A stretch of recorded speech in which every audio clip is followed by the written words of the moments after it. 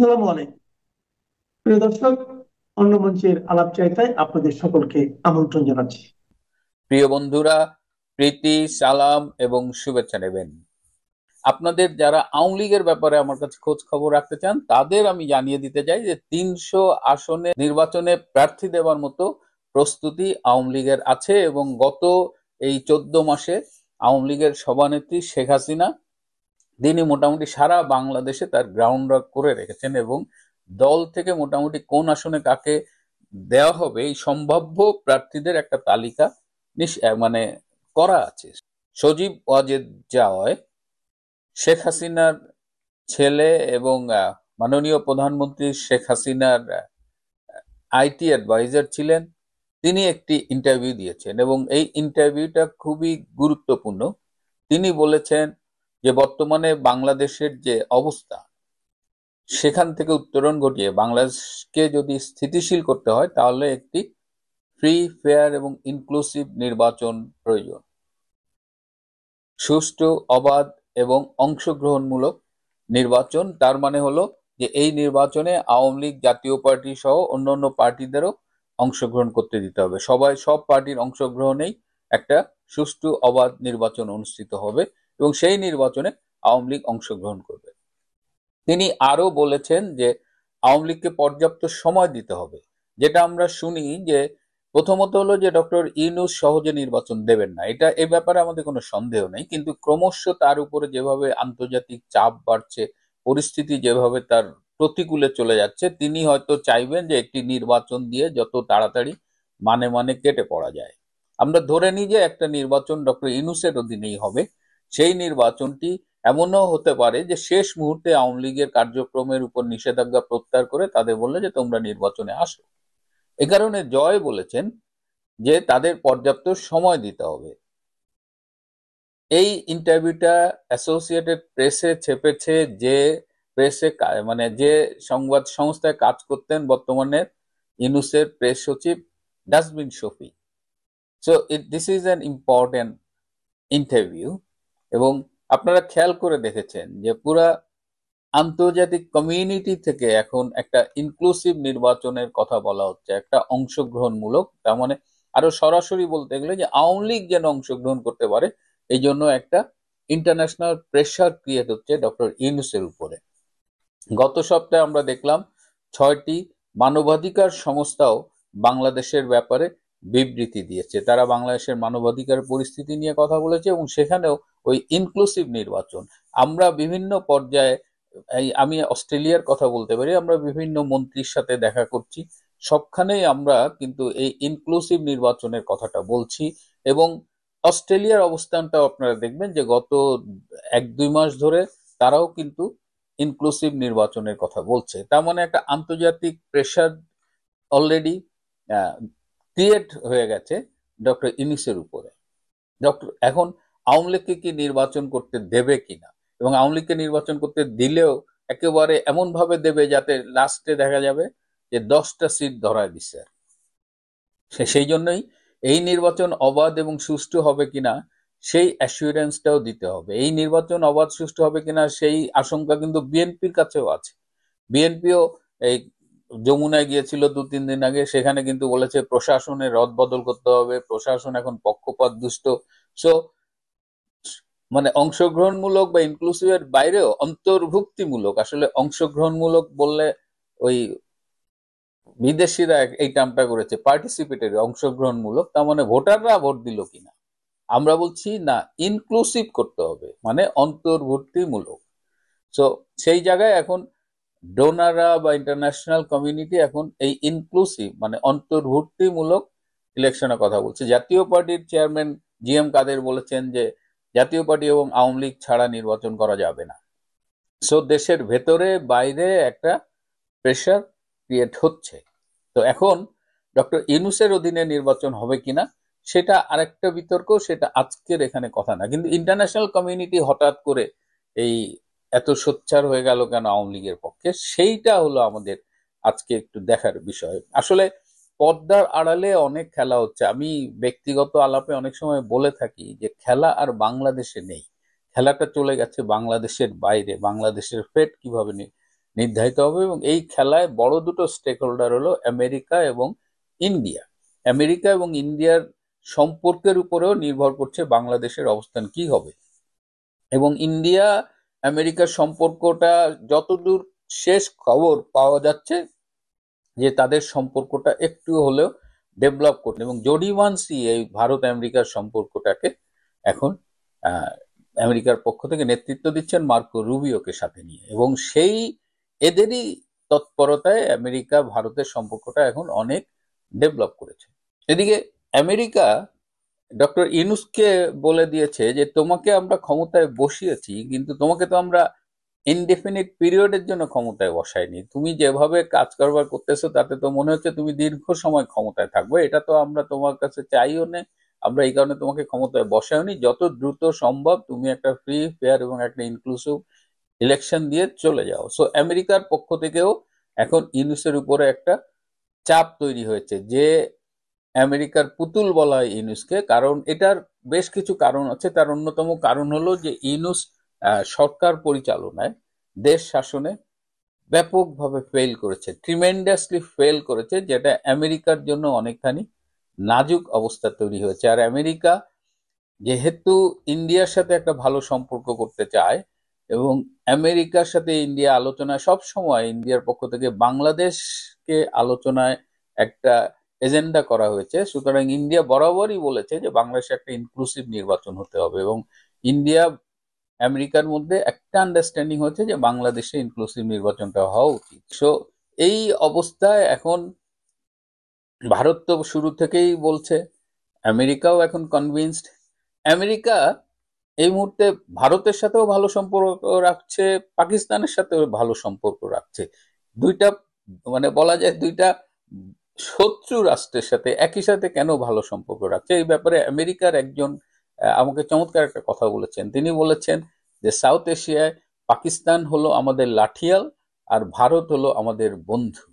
এবং পাকিস্তানের বিভিন্ন আর্মি জেনারেল বা থিঙ্ক ট্যাঙ্ক, তাদের কথাবার্তাও কিন্তু চেঞ্জ হয়ে গেছে। তারাও এখন বলছে যে ভারতের সাথে আমাদের বন্ধুত্বপূর্ণ সম্পর্ক রাখতে হবে, পারস্পরিক শ্রদ্ধা, মর্যাদা বোধ, এই এই কিছু টার্মসের বুঝিয়ে রেখে পাকিস্তান ভারতের সম্পর্কটা বন্ধুত্বপূর্ণ হতে হবে। এবং পাকিস্তান জামাত ইসলামের এক নেতা বলেছেন যে একই সময় 1947 সালে স্বাধীনতা লাভ করে ভারত আজকে বিশ্বের সুপার পাওয়ার, আর পাকিস্তান আজকে পৃথিবীতে ভিক্ষার থালা নিয়ে ঘোরে। সুতরাং এই সাউথ এশিয়ার পলিটিক্সটা চেঞ্জ হচ্ছে, এখানে আমেরিকার যে অ্যাগ্রেশনটা সেটাও একটা নতুন শেপ নিচ্ছে, এবং আগামী নির্বাচন আশা করা যায় যে আওয়ামী লীগের অংশগ্রহণই হবে। আপনাদের যারা আওয়ামী লীগের ব্যাপারে আমার কাছে খোঁজ খবর রাখতে চান, তাদের আমি জানিয়ে দিতে চাই যে 300 আসনে নির্বাচনে প্রার্থী দেওয়ার মতো প্রস্তুতি আওয়ামী লীগের আছে, এবং গত এই 14 মাসে আওয়ামী লীগের সভানেত্রী শেখ হাসিনা তিনি মোটামুটি সারা বাংলাদেশে তার গ্রাউন্ড ওয়ার্ক করে রেখেছেন, এবং দল থেকে মোটামুটি কোন আসনে কাকে দেওয়া হবে এই সম্ভাব্য প্রার্থীদের একটা তালিকা মানে করা আছে। সুতরাং আওয়ামী লীগকে যে একেবারে এই শেষ সময়ে আপনি ফাঁসায় দিবেন, আওয়ামী লীগ কিন্তু নির্বাচনের জন্য প্রস্তুত। আর একটা ছোট্ট তথ্য দিয়ে রাখি, মার্কিন প্রতিনিধি দল এবং আওয়ামী লীগ বিভিন্ন পর্যায়ে এদের মধ্যে কিন্তু মিটিং হচ্ছে, এবং আগামী নির্বাচনে অংশগ্রহণ, বাংলাদেশের রাজনীতি, আওয়ামী লীগের অবস্থান, এই সব বিষয় নিয়ে আমেরিকা আওয়ামী লীগের মধ্যে আলোচনা শুরু হয়েছে, এবং পর্দার আড়ালে সেটা চলছে। জাস্ট আপনাদের জানানোর জন্য এটিও বলে। তো আমি আজকে দুঃখ ভরাক্রান্ত হৃদয় নিয়ে আপনাদের সামনে কিছু বলতে আসিনি। আমি আজকে বাস্তবতা বলতে এসেছি।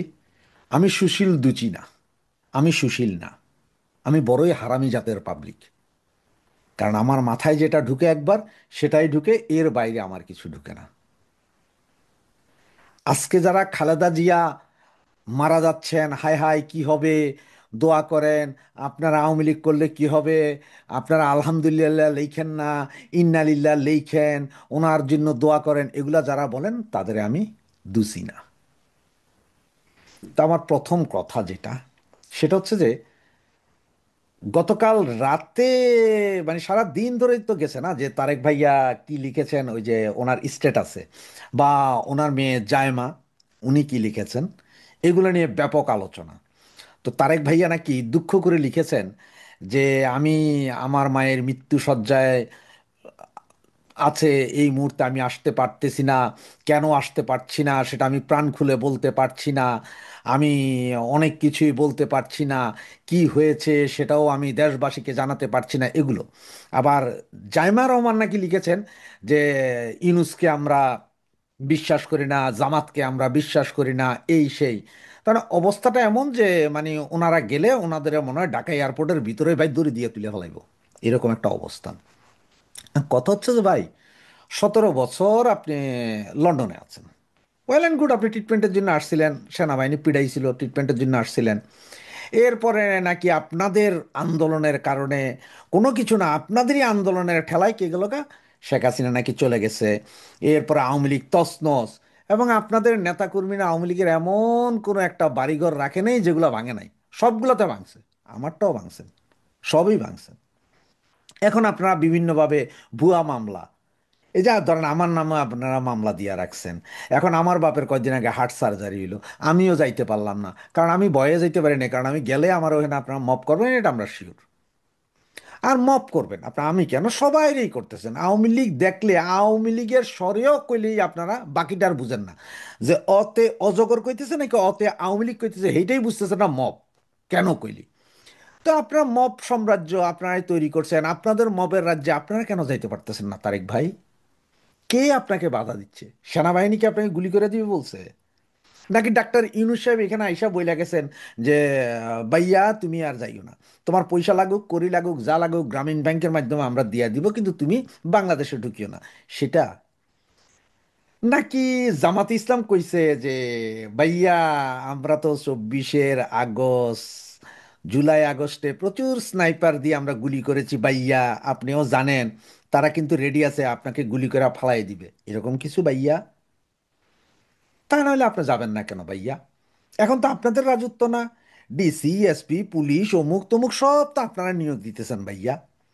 শিলং সালাউদ্দিন তো আওয়ামী লীগ দেখলে মাইরা ফেলাইতে কইতেছে। বিএনপির আপনাদের এই যে নয়ন ফয়ন সহ নেতাকর্মী যারা আছে সবাই কইতেছে যে আওয়ামী লীগ পাইলেই ধ্বংস করো, আওয়ামী লীগ বলতে কিছু থাকবে না, এরম বলতেছেন না ভাইয়া?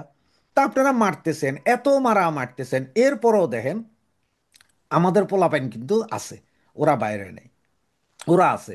ওরা অসুখ বিসুখে বাপ মার কাছে যাইতে না পারলেও চুরি করে হলে যেতে পারতেছে, সে জায়গায় আপনি কেন যাইতে পারতেছেন না? আপনার কিসের ভয়? এতদিন তো গত 15 বছর তো দেখা গেছে যে আপনি প্রতিদিন একবার টিভির সামনে আইসা শেখ হাসিনার 14 গোষ্ঠী, আওয়ামী লীগের 14 গোষ্ঠী তুইলা খালি গালা গালি বলা বলি আর খালি আপনাদের নির্যাতন করছে কইতেছেন।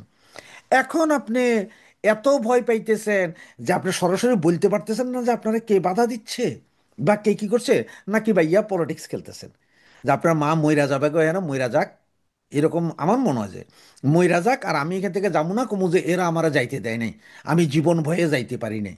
আরে ভাইয়া, সারা বাংলাদেশের প্রতিটা মানুষ আপনাদের ভয়ে ততস্থ, আপনাদের এই মিথ্যা মামলা, আপনাদের হামলা, এগুলার ভয়ে তটস্থ গত 15 বছর। কিন্তু আপনাদের এইরকম অত্যাচার করেন, আপনাদের বাড়িঘর এইভাবে ভাঙে নাই, আপনারা যেভাবে এখন আওয়ামী লীগের বাড়িঘর ভাঙতেছেন, আপনারা যে মব কালচার চালু করছেন, আপনার এই আপনার নেতা সাদেক হোসেন খোকার পুত্র 32 নম্বর যেভাবে ভাঙছে, সেভাবে যদি আমরা যদি দূর ভবিষ্যৎ জিয়ার কবর যদি ভাঙা দেয়, কেমন লাগবে ভাইয়া? আর আমি ওই যে বললাম সুশীল না, তার কারণ হচ্ছে যে খালেদা জিয়ার জন্ম তারিখ 4টা, এরপরও উনি এসে 15ই আগস্ট কি পালন করে, ওনার জন্মদিন। শেখ হাসিনার ফাঁসির রায় শুনা উনি শুক্রিয়া আদায় করতে যাইয়া আল্লাহর গজবে উনি চলে গেছে হসপিটালে। আল্লাহর গজব এটা। 21শে আগস্ট বোমা হামলা করে এতগুলা লোক মারার পরে আপনারা কোন যে এগুলো আমরা মারি না, মানে 21শে আগস্ট ঘটে নাই। তো আল্লাহর একটা বিচার আছে, আর সেই বিচারের অবস্থা দেখতেছেন তো। আল্লাহর বিচার আছে, আল্লাহর ইশারা ছাড়া নাকি কোনো গাছের একটা পাতাও নড়ে না, যদি মুসলমান হয়ে থাকে তাই তো বিশ্বাস করবেন। সেই বিচার দেখানোর জন্য, সেই ইশারা দেখানোর জন্যই তো শেখ হাসিনারা বাঁচায় রাখছে আবার আল্লাহ। নাহলে তো আপনাদের যে পরিকল্পনা ছিল শেখ হাসিনা শেখ রেহানারে মাইরা ওইখানে হাড্ডি মাংস থেতলা কইরা মানে যাতে কবর দেওয়ার জায়গা না থেকে এই ব্যবস্থা করবেন। এই জায়গা থেকে আল্লাহ কিন্তু সসম্মানে বাঁচাই নিয়ে গেছে। আর আজকে আপনার কি হলো, এত দুর্দান্ত প্রতাপ আপনাদের, এরপরও আপনারা যাইতে পারতেছেন না। আবার আপনাদেরই বেচা তসলিম খলিল কইতেছে ইলেকশনের আগে, ইলেকশন ডিক্লেয়ার দিলে যাবেন, তার আগে যাবেন না কেন? ইলেকশন ডিক্লেয়ার দিলে কি আপনার নিরাপত্তা ওকে হয়ে যাব? আর ইলেকশন ডিক্লেয়ার না দিলে আপনি এখন গেলে আপনারে ধইরা পাপ আপ করে দিব, এরকম কিছু? মানে যে আপনারা কি ওই মোল্লারা পকাত পকাত করে দিব বলে মনে করতেছেন? আমার যা মনে হয়, তা না হইলে আপনি এইভাবে লিখছেন কেন? আর আপনার এই লেখার পরে আমি আরেকটা জিনিস চিন্তা করলাম, সেটা হচ্ছে যে আমাদের এই যে ডাস্টবিন শফিক, উনিও আবার একটা ছোটোখাটো কিরম জানি বিবৃতি দিচ্ছেন। তো ডাস্টবিন শফিক বা আপনার এরা কেন কইতেছে না, তারেক ভাইয়া আপনি আসেন ভাইয়া, আমরাই এয়ারপোর্ট থেকে আপনাকে আপনার আম্মার কাছে নিয়ে যাব, সেইখান থেকে আবার আম্মাকে দেখাইয়া আপনাকে আবার ফেরত দিব? নাকি ভাইয়া ইংল্যান্ডের কাগজপত্র বাতিল হয়ে যাবে সেই ভয়ে আসতেছেন না ভাইয়া? কোনটা ভাইয়া? আসলে কি ভাইয়া আপনি একটু বলবেন ভাইয়া যে আসল কাহিনী কি ভাইয়া? ভাইয়া কেন আপনি যাইতেছেন না ভাইয়া? আমার বড় জানার শখ ভাইয়া। এতদিন তো বলে ফেসিস ছিল এই জন্য যাইতে পারেন না ভাইয়া। আপনার ছোট ভাইটা মারা গেল সিঙ্গাপুর, শেখ হাসিনা গেছিল মরা বাড়িতে শোক পালন করতে, ঢুকতে দেন নাই। ওয়ারাজ আজ থেকে কয়েক হাজার কোটি বছর আগে যখন কোনো ধর্মেরও প্রচলন হয়নি, তখনও নাকি একজন মারা গেলে আশপাশের সকলে যাইতো শোক পালন করতে। তেমনি আপনার ভাই যখন সিঙ্গাপুরে চিকিৎসা অবস্থায় মারা গেলেন, তখন আপনারদের বাড়িতে গেলে ঢুকতে দেওয়া হয়নি। সেইটার দোষও কি দেন যে সিঙ্গাপুরে আপনার ভাইরে শেখ হাসিনা মারছে, শেখ হাসিনা দেখে মানে গলা টিপা মারছে আপনার ভাইরে, মস্কারির জায়গা পান না। তো এখন এই যে গত 16 বছর আপনি প্রতিদিন আয়া এই স্কাইপে হোয়াটসঅ্যাপে আয়া কান্নাকাটি করতেন, রেকর্ডিং ভিডিও দিয়া, যে আপনার মাকে ট্রিটমেন্ট দেওয়া হয় না, আপনার মাকে মারি ফেলা হচ্ছে, এই করছে গত 17 মাস আপনার মা তো কোথাও ছিল না, না? 17 মাস তো মুক্ত বিহঙ্গনের পাখির মতো ছিল। ট্রিটমেন্টটা হয়নি কেন ভাইয়া? গত 15 বছরে এই যে আপনার 2-3 বছর যেটা জেলখানা বলা হয়, এটা তো জেলখানা ছিল না। আপনার মা একদিনের জন্য এই যে আমরা বাকিরা, এই যে এখন আমাদের ছেলে মেয়ে ভাই ব্রাদার বউ বাচ্চা যারা ওই যে জেলে যায়, এদের মতো তো জেলে ছিল না, না? আপনার মারে এদের মতন আপনার ওই যে কেচি ফাইল, আমদানি রপ্তানি এখানে তো রাখা হয়নি। আপনার মা ছিল আওয়ামী লীগের এক নেতারই বিশেষায়িত একটা হসপিটালের মধ্যে, বিশাল কেবিন, চতুর্দিকে সব কিছু আছে, টিভি আছে, ইংলিশ কমোডও ছিল, সব কিছু ছিল, চিকিৎসা নিতেন। এবং সেই হসপিটালে থেকে যেই শেখ হাসিনা গেছে গা 5 তারিখ সন্ধ্যার সময় উঠেই লিপস্টিক লাগাই কি কইছেন, আলহামদুলিল্লাহ উনি গেছেন গা, উনি লগে লগে ভালো হয়ে গেছিলেন। তো গত 17 মাসে কে আপনার এই বিষ দিল? সেনাকুঞ্জে আপনার মারা যে ডাক্তার নিছে, সেই ডাক্তারের জিজ্ঞান না যে কেন নিছে? ডাক্তার ইউনিসের লগে বহাইয়া কি ইঞ্জেকশন দেওয়াইলো যে উনি একেবারে এইভাবে মৃত্যু সজ্জায়? নাকি এডিও নাটক? অবশ্য আপনাদের যে কখন কি করেন এটা তো আমি বুঝি না, যে কি নাটক নাকি, এটা আমি বুঝি না, আমার মাথায় ঢুকে না। তাই আমার খুব জানতে ইচ্ছা, ওই ব্যানার পেজের মতো আমারও জানতে ইচ্ছা, যে আপনাদের কে বাধা দিচ্ছে, ওয়াকার না ইউনুস? ওয়াকার কি আপনাকে বলেছে যে এখানে আসলে পকাত পকাত করব, নাকি ইউনুস বলেছে যে আপনাকে পকাত পকাত করে দেওয়া হবে, আপনি আইসেন না? নাকি জমাতে ইসলাম? জমাতে ইসলাম তো আপনাদের মায়ের পেটের ভাই না, সৎ ভাই, তো না আপন ভাই। এরপরে বাকি যেসব দলগুলো আছে সবই তো আপনাদের নাকি। আবার জুলাই আগস্ট ঘটাইছেন নাকি আপনারা। তো এখন ভয় কিসের? দাদা কি জুলাই আগস্টে যে স্নাইপার নামিয়েছিলেন পয়সা দিয়ে, তাদেরই ভয় যে তাদের বাকি পয়সা দেওয়া হয় না, সুতরাং তারা আইলে আপনারা স্নাইপার তারাই গুলি করে ফালা দিবে, এইটাই ভয়। এখন আপনাদের যে অবস্থা, এর 20 ভাগের 1 ভাগ যদি আওয়ামী লীগ এই মুহূর্তে করতে পারে, শেখ হাসিনা এর পরদিনই আসবে। আপনার মতন ডরাইল্লা না, শেখের বেটি আপনার মতো ডরাইল্লা না। তবে আপনি মনে হয় না আর আইতে পারবেন, শেখ হাসিনা ঠিকই আইবে দেখবেন। এই ডিসেম্বরের ভিতরেই শেখ হাসিনা হয়তো আয়া যাবে, কিন্তু আপনি আইতে পারবেন না। আপনার সেই আশা ঈদের পরেই থাকবে, হ্যাঁ। তবে কোন ঈদ কোন বছর এটা ঠিক নেই। আর ইলেকশন আওয়ামী লীগ ছাড়া এটা আপনাদের জীবনও হবে না, সেই আশা আপনার গুড়ে বালি। ধন্যবাদ। বিএনপি চেয়ারপারসন ও সাবেক প্রধানমন্ত্রী বেগম খালেদা জিয়া গুরুতর অসুস্থ ও সংকটাপন্ন অবস্থায় রাজধানীর এভারকেয়ার হাসপাতালে নিবিড় পরিচর্যায় রয়েছেন। তার শারীরিক অবস্থার এতটাই অবনতি হয়েছে যে চিকিৎসকরা তাকে বিদেশে নেওয়ার অনুমতি দিতেও দ্বিধাগ্রস্ত। এই সংকটময় মুহূর্তে দলের নেতাকর্মী থেকে শুরু করে সাধারণ মানুষের মনে প্রশ্ন, মায়ের চরম দুঃসময়ে ছেলে তারেক রহমান কেন দেশে ফিরছেন না? এনে 2 দিন ধরে সোশ্যাল মিডিয়ার সরগরম। জুলাই আন্দোলনের প্রভাবশালী সমর্থকেরা এই ইস্যুতে 2 ভাগ হয়ে পড়েছেন। কারো অবস্থান তারেক রহমানের ফেরার পক্ষে, কেউ বলছেন নিজেকে ঝুঁকিতে ফেলে দেশে আসা ঠিক হবে না। এমন তর্ক বিতর্কের মাঝে তারেক রহমানের এক ফেসবুক পোস্ট জন্ম দিয়েছে গভীর বিস্ময়ের, তুলে ধরছে নতুন শঙ্কা। দর্শক, সেই শঙ্কা শুধু তারেক রহমানের দেশে ফেরার মধ্যে সীমাবদ্ধ নেই, বরং জাগিয়ে তুলছে পুরাতন সেই ভয়। বাংলাদেশের প্রধান 2 রাজনৈতিক দলের শীর্ষ নেতাদের মাঠ থেকে মাইনাস করার শঙ্কা। মাত্র একদিন আগে তার রাজনৈতিক প্রতিপক্ষ সাবেক প্রধানমন্ত্রী শেখ হাসিনার ছেলে সজীব অজয় জয় বিবিসি বাংলার কাছে অভিযোগ করেছেন, বাংলাদেশের প্রধান 2 দলের নেতৃত্ব পরিবর্তনে কিছু বিদেশি দেশ ও শক্তির খেলা চলছে। দর্শক, তারেক রহমানের পোস্টে পরিষ্কার, দেশে আসার সিদ্ধান্ত তার নিজের হাতে নেই, অথচ গত কয়েক মাস ধরে শোনা যাচ্ছিল তিনি নাকি দেশে ফিরছেন। তাহলে এখন কি এমন হলো যে মায়ের স্নেহ ও স্পর্শের তীব্র আকাঙ্ক্ষা থাকা সত্ত্বেও জনাব তারেক রহমান দেশে ফেরার একক সিদ্ধান্ত নিতে পারছেন না? তারেকের ভাষায় যে সীমিত অবকাশ, যে অদৃশ্য নিষেধাজ্ঞার আড়াল, সেগুলো কি বিমর্ত কোনো শক্তির ইঙ্গিত দেয়, যে বা যারা নাড়ছে মূল কলকাঠি? প্রশ্ন হলো, কি সেই বিমূর্ত শক্তি? এটি কি বাংলাদেশের অভ্যন্তরে কারো চাপ, নাকি লন্ডনের রাজনৈতিক আশ্রয়ের জটিলতা, নাকি অন্য কোনো বৈশ্বিক শক্তির খেলা? এমন নানা ধরনের কথাবার্তা সামাজিক মাধ্যমে ছড়িয়ে পড়ছে। আলোচনা যেটি হোক, প্রশ্ন হলো, তাহলে সামনের দিনেও তারেক রহমানকে কি ফিরতে দেওয়া হবে? ঢাকা সেনানিবাসের সেনাকুঞ্জে 21শে নভেম্বর আলো ঝলমলে অনুষ্ঠানে যোগ দেন বিএনপি চেয়ারপারসন বেগম খালেদা জিয়া। প্রথম আলোর প্রতিবেদনে বলা হয়, সশস্ত্র বাহিনী দিবস উপলক্ষে বিকেলের আয়োজনে অংশ নেওয়ার পুরোটার সময় তিনি ছিলেন হাস্যোজ্জ্বল। সেখানে প্রধান উপদেষ্টা মোহাম্মদ ইউনূসের সঙ্গে একান্তে কয়েক মিনিট কথা বলেন তিনি। কয়েক ঘন্টা অবস্থানের পর গুলশানের বাসভবনে ফিরে যান বেগম জিয়া। যদিও বিবিসি বাংলার খবরে বলা হয়েছে, 21শে নভেম্বর সশস্ত্র বাহিনী দিবসের অনুষ্ঠানে যোগ দিতে রওনা দিয়ে গাড়িতে উঠি অস্বস্তি বোধ করেছিলেন বেগম খালেদা জিয়া।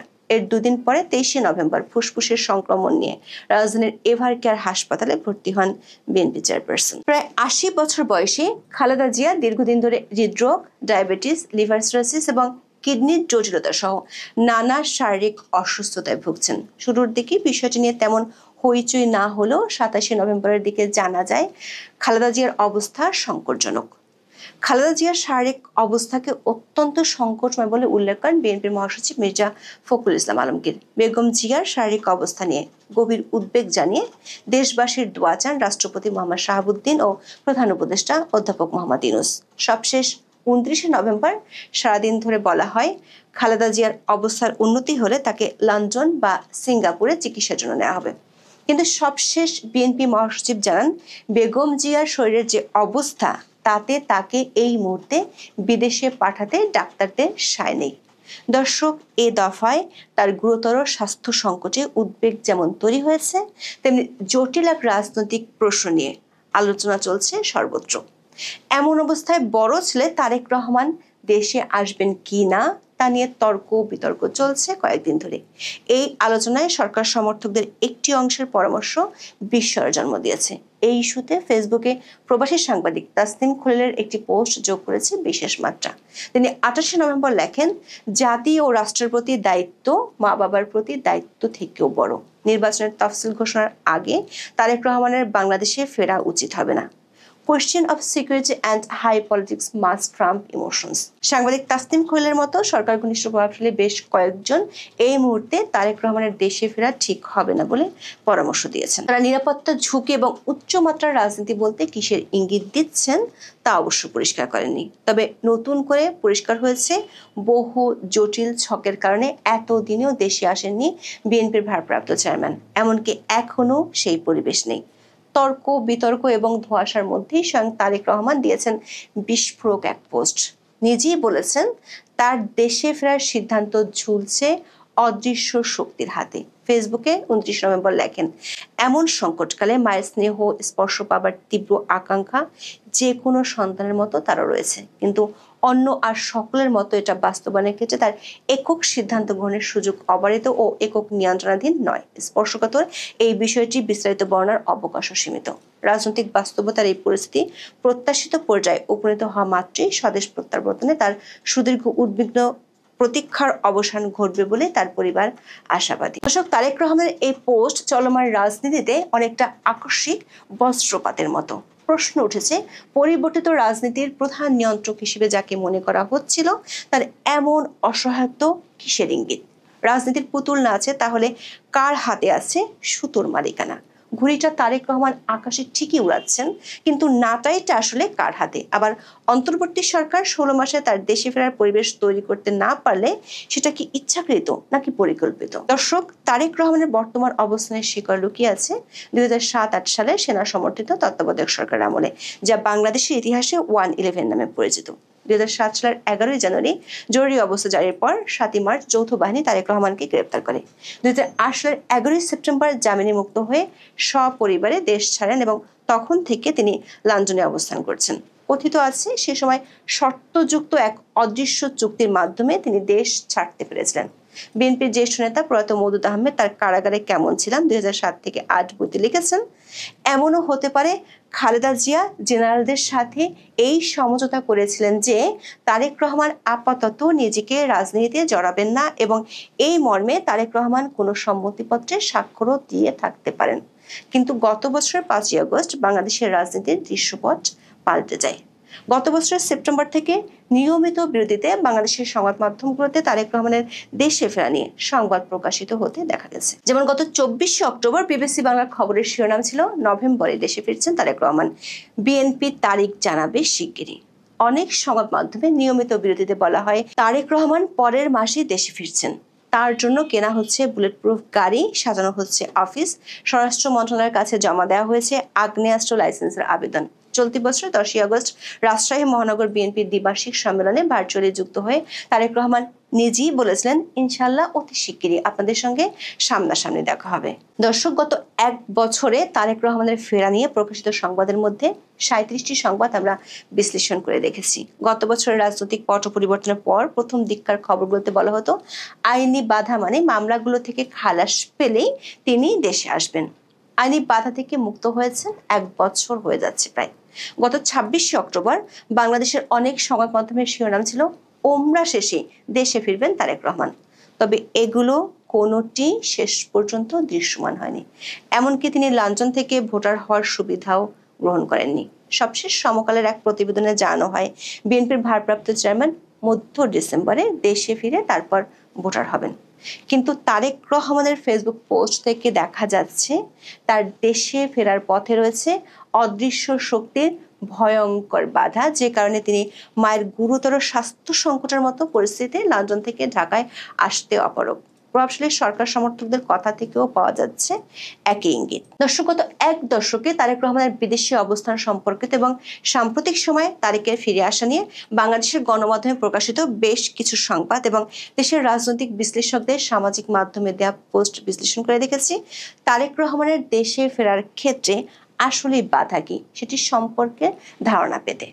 এসব বিশ্লেষণ থেকে কয়েকটি ধারণা পাওয়া যায়। প্রথমত, গত সরকার আমলে যে আইনি বাধা ছিল সেটি যে বর্তমান অন্তর্বর্তী সরকার আমলে এখন আর নেই সেটি আগেই জানিয়েছিলাম। তারেক রহমানের বিরুদ্ধে 2007 সাল থেকে 84টি মামলা ছিল। এর সব কটি থেকে তিনি এখন আইনি ঝামেলা মুক্ত। দ্বিতীয় যে কারণটি বিভিন্ন সময় উঠে এসেছে সেটি হলো যুক্তরাজ্যের অভিবাসন আইন এবং তার বর্তমান আইনি স্ট্যাটাস। 2018 সালে আনুষ্ঠানিকভাবে জানা যায় তারেক রহমান যুক্তরাজ্যের রাজনৈতিক আশ্রয় বা পলিটিক্যাল অ্যাসাইলাম চেয়েছেন এবং তার বাংলাদেশি পাসপোর্ট ব্রিটিশ হোম অফিসের কাছে জমা দিয়েছেন। বিএনপির মহাসচিব মির্জা ফখরুল ইসলাম আলমগীর তখন সংবাদ সম্মেলনে বিষয়টি নিশ্চিত করেছিলেন।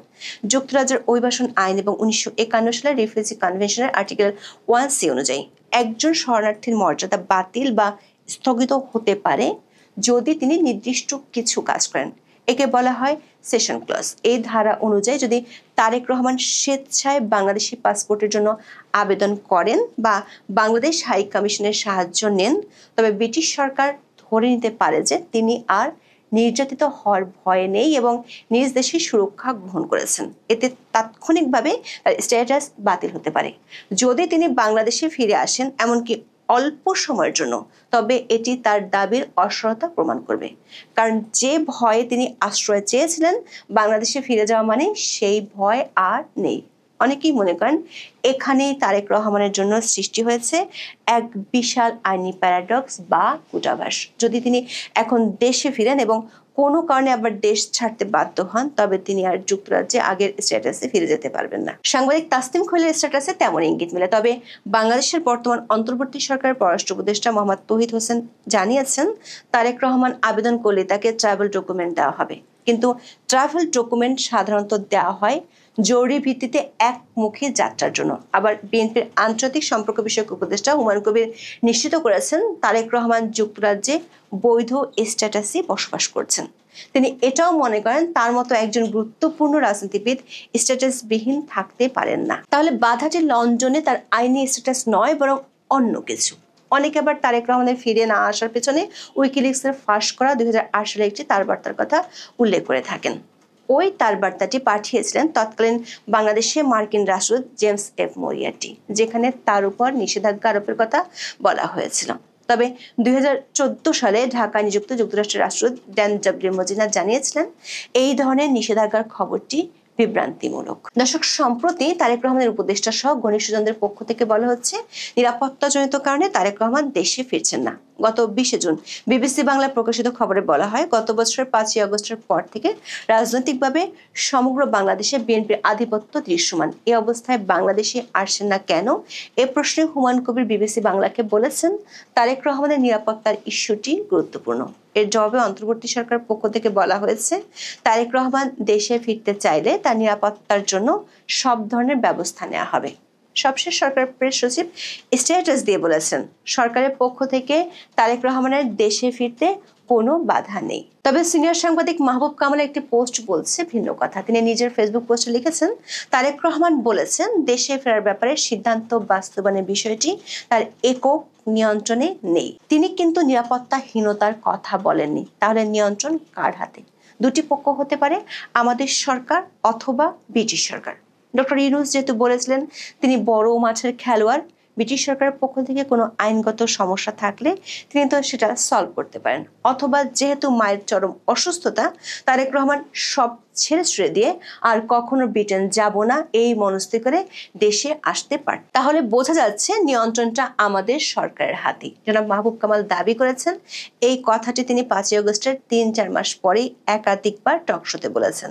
তার কিছুক্ষণ পর আরেকটি পোস্ট দিয়ে তিনি তুলে ধরেন তারেক রহমানের কন্যা জাইমা রহমানের প্রতিক্রিয়ার কথা, যেখানে জাইমা রহমান লিখেছেন, বর্তমান সরকারকে তারা এত সহজে বিশ্বাস করেন না। দর্শক, তারেক রহমান এখন যেসব বিমূর্ত বিষয়ের কথা বলছেন, বিএনপি নেতা আমির খুসরো মাহমুদ চৌধুরী গত 20 জুন বিবিসি বাংলাকে সে সম্পর্কে ধারণা দিয়েছিলেন। তিনি বলেছিলেন, তারেকের ফেরা নিয়ে অনেক টেকনিক্যাল ইস্যু আছে, ওইগুলো বলা যাচ্ছে না। দর্শক, মাত্র একদিন আগে আরেক পোস্টে হাসপাতালে চিকিৎসাধীন